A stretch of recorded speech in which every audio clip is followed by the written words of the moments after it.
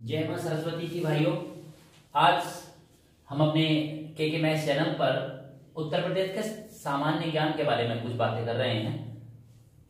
इस तरह के क्वेश्चन है जो उत्तर प्रदेश पुलिस हो या उत्तर प्रदेश से कोई भी एग्जाम हो तो उत्तर प्रदेश के आंकड़े बड़े महत्वपूर्ण रहते हैं, तो उनमें हम कितना पढ़ना चाहिए, कितना ज्यादा हम तैयार कर सकते हैं, उनके बारे में मेरी बात रहेगी आपसे आज।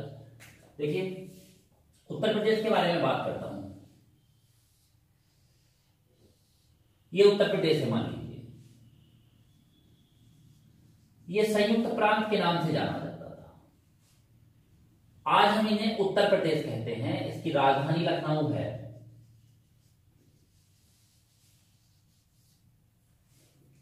ये मैंने इसके बॉर्डर बनाए हैं, सीमा दिखाना चाहता हूं कि कौन सी तरफ कौन से राज्य रहते हैं। अगर मैं इसके पूर्व में आ जाऊं इधर,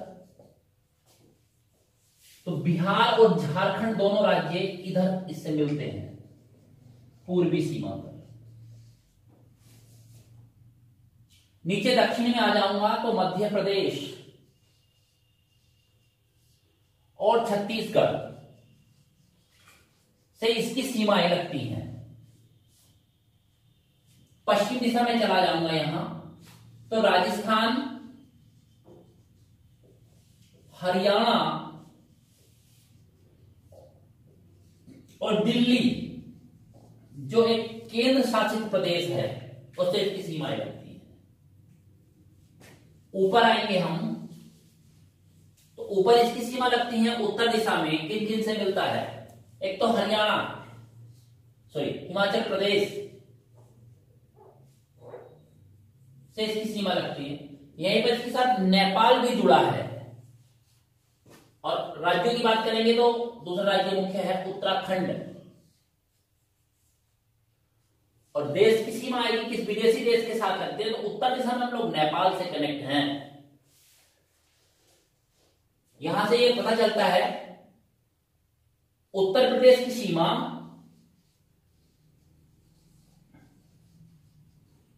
8 राज्यों प्लस एक संघ शासित प्रदेश से लगती है। अब बार बार हम उसको भूल ना जाएं, इसलिए डायग्राम बनाया। फिर से आ जाइए। उत्तर प्रदेश पूर्व में बिहार और झारखंड के साथ जुड़ा है। पश्चिम में यह राजस्थान, हरियाणा और दिल्ली के साथ जुड़ा है। नीचे दक्षिण दिशा में हम आते हैं तो मध्य प्रदेश और छत्तीसगढ़ के साथ इसकी सीमा लगती है। ऊपर चले जाएंगे हम लोग तो हिमाचल प्रदेश और उत्तराखंड के साथ इसकी सीमा लगती है। लेकिन एकमात्र देश विदेश से इसकी सीमा लगती है और किसी विदेशी देश की सीमा को ये टच नहीं करता है, वो नेपाल है। नेपाल को ये टच करता हुआ आता है वहां से। इसके बाद से आगे चलते हैं।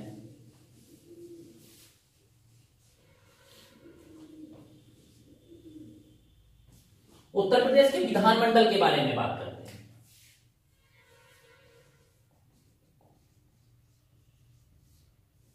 उत्तर प्रदेश विधानमंडल, तो जब आप विधानमंडल की बातें करोगे तो विधानमंडल की संरचना पर भी बात आ जाएगी कि क्या होता क्या है विधानमंडल। विधानमंडल कहीं कहीं दो चीजों से मिलकर बनता है, जिसमें राज्यपाल मुख्य रहेगा, विधानसभा रहेगी और कहीं कहीं विधान परिषदें हैं। तो भारत में राज्यों में 2 प्रकार के विधानमंडल हैं। राज्यपाल और विधानसभा से मिलकर बन सकते हैं जिन राज्यों में विधान परिषदें नहीं है। नहीं तो हम लोग राज्यपाल, विधानसभा और विधान परिषद इनसे मिलाकर बनाते हैं। अब देखिए विधान परिषद की उत्तर प्रदेश की क्या संरचना रहती है। वर्तमान में 403 सदस्य तो हम लोग चुनाव करते हैं, निर्वाचित होते हैं, प्लस 1 सदस्य एंग्लो इंडियन, हम इसका मनोनयन करते हैं। राज्यपाल इसका मनोनयन करता है। तो कुल मिलाकर अगर हम देखें तो 404 सीटें हैं हमारे इस सदन में। विधान परिषद के लिए आते हैं सर तो 100 सीटें निर्धारित हैं उत्तर प्रदेश में। यहीं पर हम बात करना चाहते हैं कि यहां से हम संसद के लिए कितनी सीटें भेज देते हैं। तो अगर हम यहां से आए कि उत्तर प्रदेश में संसद का क्या हिसाब है, संसद सीटें, तो संसद में दो तरह की सीटें हो सकती हैं, एक तो लोकसभा के लिए और एक राज्यसभा के लिए। उत्तर प्रदेश लोकसभा और राज्यसभा के लिए सबसे ज्यादा सीटें देने वाला राज्य है। लोकसभा के लिए भी सबसे ज्यादा सीटें हम देते हैं 80 और यहां 31। राज्यसभा और लोकसभा के लिए सबसे ज्यादा सीटें देने वाला राज्य। इससे कई प्रकार के क्वेश्चन बन जाते हैं हमारे। संसद में कितनी सीटें भेजते हैं हम, विधान परिषद का किस तरह का स्ट्रक्चर है, विधानसभा का क्या स्ट्रक्चर है, विधान परिषद का हमारा क्या स्ट्रक्चर है। आगे आइए इसी क्रम में थोड़ा सा पढ़ते हैं। बहुत ज्यादा डीपली आप शुरू में मत पढ़िए, जब भी आप पढ़ना चाहते हैं तो डीपली के चक्कर में आप लोग सारा भूलते चले जाते हैं। आगे आइए, बात करना चाहूंगा 2011 की जो जनगणना है उसके आंकड़े बहुत पढ़ लेते हैं हम। 3 बातों पर बात करना चाहूंगा आपसे। पहला है मेरा जनसंख्या घनत्व, इससे बहुत क्वेश्चन आते हैं। दूसरा आंकड़ा रहेगा सर मेरा यहां लिंगानुपात, और तीसरे में मैं साक्षरता को रखना चाहूंगा।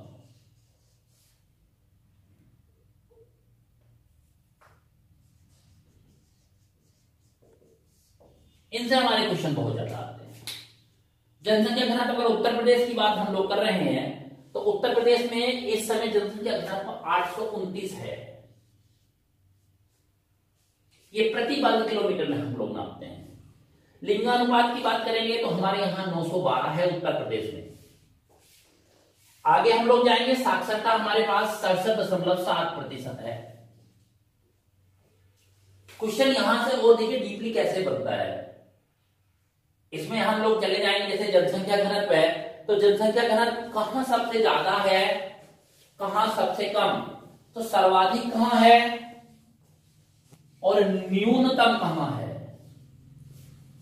लिंगानुपात में हम लोग जाएंगे तो ये भी हम सर्वाधिक और न्यूनतम की तरफ जाएंगे। सर्वाधिक कहां है और न्यूनतम कहां है। साक्षरता में भी हम सर्वाधिक और न्यूनतम की तरफ जाएंगे।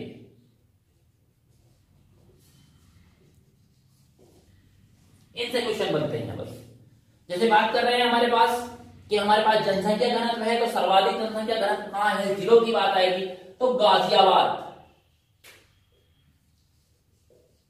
सर्वाधिक जनसंख्या घनत्व हमारा गाजियाबाद में है। न्यूनतम की बात करेंगे तो ललितपुर में सबसे कम है जनसंख्या घनत्व। लिंगानुपात में जा रहे हैं कि सर्वाधिक लिंगानुपात कहां है। लिंगानुपात सर्वाधिक है जौनपुर में और सबसे कम न्यूनतम गौतम बुद्ध नगर।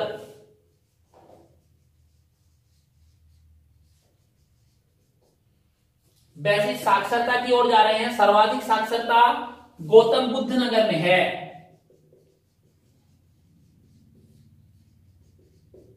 और सबसे कम श्रावस्ती। ये क्वेश्चन बनते हैं बस। बहुत ज्यादा ठीक खोपड़ी पर उठाकर घूमते रहे, कैसा है, कहां है, कुछ नहीं होगा सर। दूसरा सर, लिंगानुपात से क्वेश्चन हम लोग बना लेते हैं कभी कभी। देखिए किसी को मैं यहीं पर लिखना चाहूंगा, जैसे यहां एक इसमें ग्रामीण पूछ लेता है, ग्रामीण लिंगानुपात कितना है, एक शहरी पूछ लेता है। और हम सोचते हैं कि गांवों में कम रहता है, लेकिन यहां गांवों में ज्यादा है। ये 918 है, ये 894 है। लिंगानुपात का मतलब होता है प्रति 1000 पुरुषों पर कितनी स्त्रियां हैं, पुरुष जनसंख्या पर स्त्रियों की जनसंख्या कितनी है। साक्षरता में बहुत ज्यादा पढ़ने की जरूरत नहीं है, केवल 2 क्वेश्चन याद रखें कि साक्षरता कितना है, अधिकतम किस जिले में, न्यूनतम किस जिले में। तो अधिकतम और न्यूनतम करके ये आंकड़े हैं। अब देखिए 2, 3, 4, 5 मिनट बहुत बड़ी बात है कि आप इन आंकड़ों को देखने के बाद सही से ना बता पाओ, तो इतना पढ़े बस।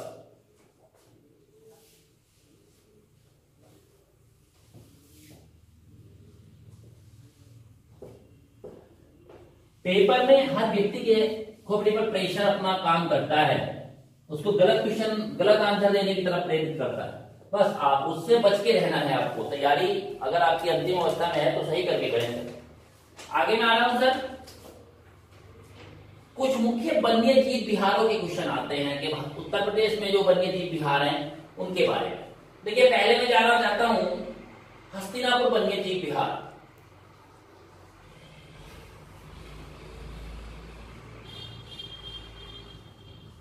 ये उत्तर प्रदेश में सबसे बड़ा है, यूपी का सबसे बड़ा, क्षेत्रफल इसका सबसे ज्यादा है। इनकी स्थिति आती है कहां है, ये कई जिलों में मिलकर है, जैसे मेरठ में ये पड़ेगा, गाजियाबाद में है इसका क्षेत्र, बिजनौर में पड़ेगा और ज्योतिबा फूले नगर में पड़ेगा।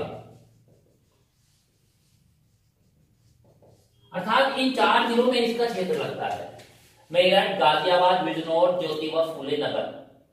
उत्तर प्रदेश का सबसे बड़ा वन्य जीव विहार ये है। और क्वेश्चन तुम्हारे पास आएंगे दुधवा के बारे में, सारे लोग जानते हैं, पूछता भी है क्वेश्चन, तो कॉमन सा क्वेश्चन है, दुधवा राष्ट्रीय उद्यान कहां है? बस सिर्फ ये बताना है, लखीमपुर खीरी।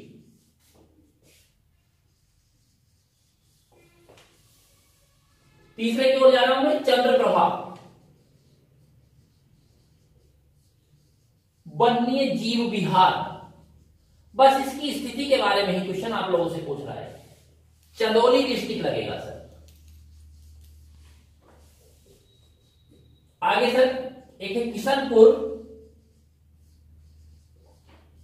वन्य जीव विहार। ये उत्तर प्रदेश में कहां पड़ता है, कई बार आ रहा है, छोटा सा है, लखीमपुर खीरी पड़ेगा।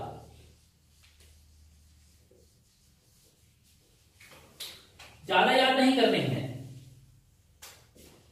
ये लेटेस्ट में बहुत आ रहा है, डॉक्टर भीमराव अंबेडकर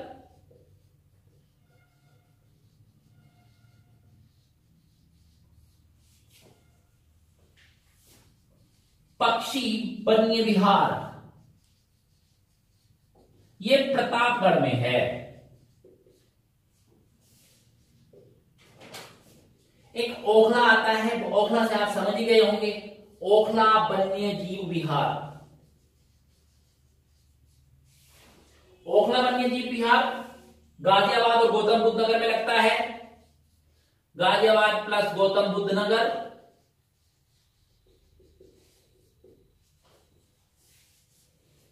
बस सर एक वो लिखा हुआ कछुआ वन्य जीव विहार। ये रामनगर पड़ता है जगह, लेकिन ऊपर वाला रामनगर नहीं है, ध्यान रखेंगे, वाराणसी में लगता है। वाराणसी में इसकी स्थिति है।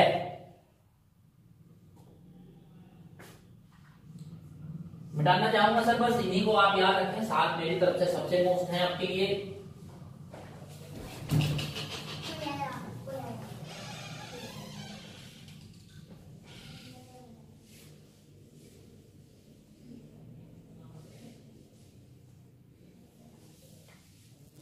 आगे बात करना चाहूंगा इसी क्रम में मैं आपसे, उत्तर प्रदेश में एक तो मुख्यमंत्री के क्वेश्चन 2 बनते हैं आपसे, दूसरा राज्यपाल के बारे में पूछता है, विधानसभा अध्यक्ष के बारे में पूछता है। एक तो पहले याद कर लीजिए, पंडित गोविंद वल्लभ पंत, ये हमारे पहले मुख्यमंत्री रहे हैं उत्तर प्रदेश के। स्वतंत्रता से पहले 1946 में इनका चुनाव हुआ है। राज्यपाल की बात आएगी, श्रीमती सरोजिनी नायडू।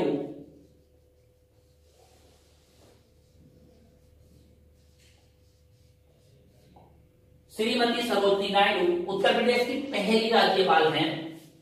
किसी भी राज्य की है, पहली महिला राज्यपाल हुई है, किसी भी, खाली यूपी की तो है ही है, किसी की भी। और आगे मैं आना चाह रहा हूं सर, जो विधानसभा अध्यक्ष हैं, तो ये राजऋषि हैं, राजर्षि पुरुषोत्तम दास टंडन।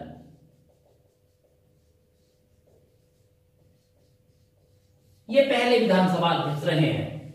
मुख्यमंत्री में देखिए और बात आए, तो महिला मुख्यमंत्री के बारे में बात आती है कि महिला मुख्यमंत्री कौन रही है उत्तर प्रदेश की पहली। सुचेता कृपलानी, ये उत्तर प्रदेश की पहली मुख्यमंत्री हैं और किसी भी राज्य की पहली मुख्यमंत्री बनने का गौरव भी इनको प्राप्त है। तीसरा आता है सर्वाधिक बार कौन मुख्यमंत्री बना है, सर्वाधिक बार मुख्यमंत्री। तो उस क्रम में 4 बार बनने का अवसर प्राप्त हुआ है सुश्री मायावती जी को।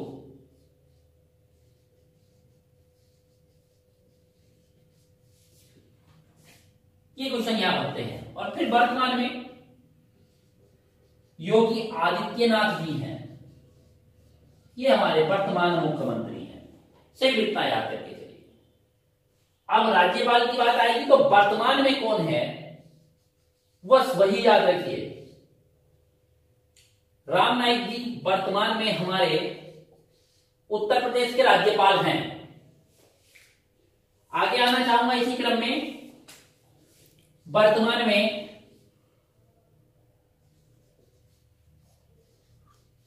हृदय नारायण दीक्षित,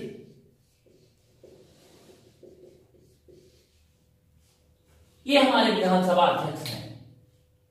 अब ये क्वेश्चन है, बहुत ज्यादा याद करोगे तो इनको भूल जाओगे।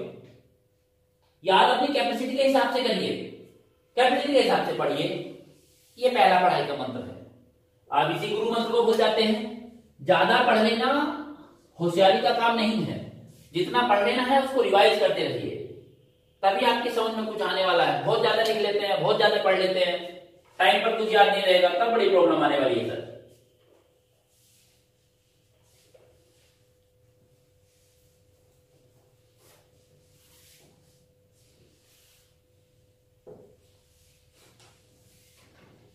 उत्तर प्रदेश में लगने वाले मेलों के बारे में बात करना चाहता हूं। कहां कहां लगते हैं? देखिए, ढाई घाट का मेला है, ढाई घाट मेला। क्वेश्चन आता है कहां पर लगता है? शाहजहांपुर। दूसरा क्वेश्चन आता है नौचंदी। सब लोगों को पता होगा, ये जो पूर्व के लोग हैं उनको शायद ना पता हो। नौचंदी मेरठ में लगता है। लठमार होली के बारे में बताइए जरा, कहां की प्रसिद्ध है? बरसाना। अगला क्वेश्चन जा रहा है देवी पाटन मेला, बहुत प्रसिद्ध, गोंडा में लगता है। कैलाश मेला, यह भी बहुत महत्वपूर्ण है, सावन के माह में। आगरा में माघ मेला,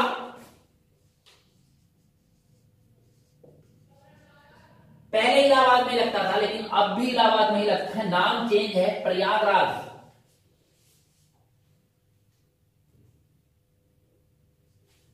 एक श्रावण झूली मेला, ये अयोध्या में लगता है।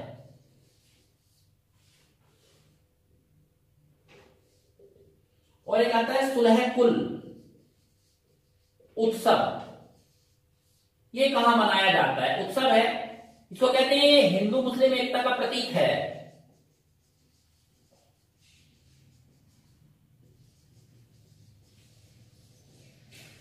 पूछते हैं कि ये मेला हम लोग कहां, मतलब ये उत्सव कहां मनाया जाता है?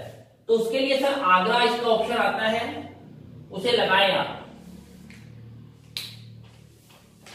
बस देखिए 6, 7, 8 बातें कर रहा हूं, ऐसा नहीं सर और महत्वपूर्ण नहीं है, लेकिन ये सबसे महत्वपूर्ण है और महत्वपूर्ण है।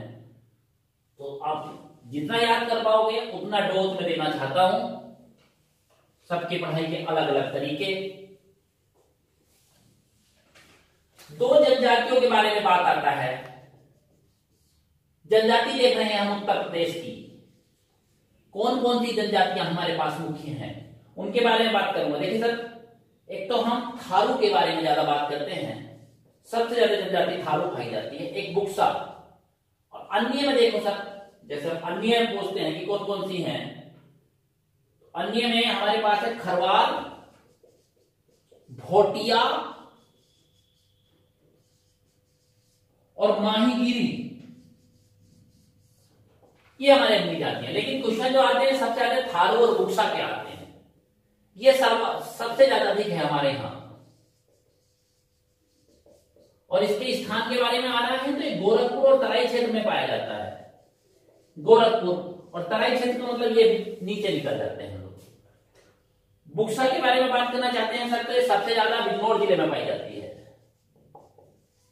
अब बिजनौर जिला कहां है ये नहीं बताने वाला मैं, 2-3 क्वेश्चन ये पूछता है। ये अन्य जनजातियों में आती है, खरवार है, भोटिया है, माहीगीरी है, और थारू जनजाति और बुक्सा जनजाति हमारे यहां सबसे ज्यादा है।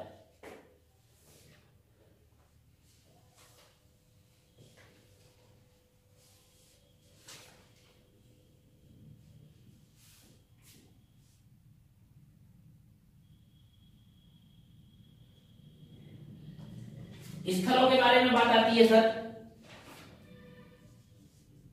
एक पूछता है खुसरो का मकबरा कहां है। अमीर खुसरो का नाम आपने सुना होगा।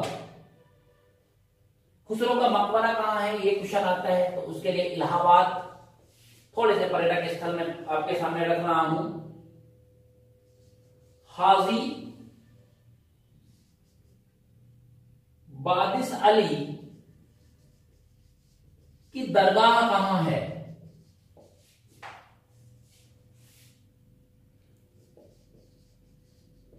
इसका क्वेश्चन आता है तो देवा शरीफ है, नहीं कहीं से। ईंट निर्मित गुप्त काल मंदिर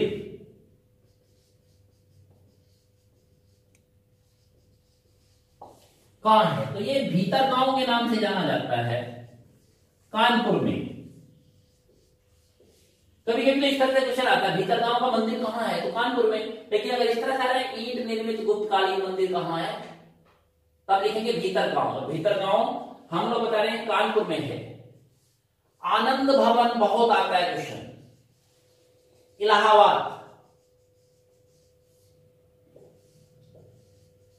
इमाम बाड़ा कहां है, बड़ा और छोटा दोनों,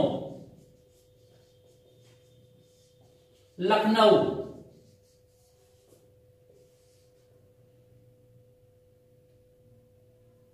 एक महात्मा बुद्ध का महापरिनिर्वाण स्थल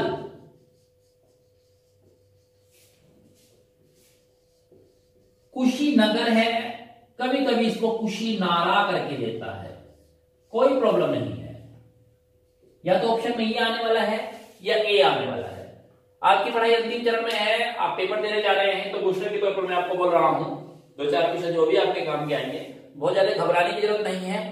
सभी पेपर देने वाले भाइयों को मेरी तरफ से बहुत बहुत शुभकामनाएं। डरे नहीं, अपने आप पर विश्वास रखें, कंट्रोल सिस्टम रखें। कंट्रोल नहीं होगा तो दिमाग इधर उधर भाग जाएगा, दूसरे का तीसरे में लगा दोगे, चौथे में लगा दोगे, उन सब चीजों से बचिए। भगवान भोले बाबा आपकी सहायता करें, आपका दिमाग स्थिर रहे। धन्यवाद।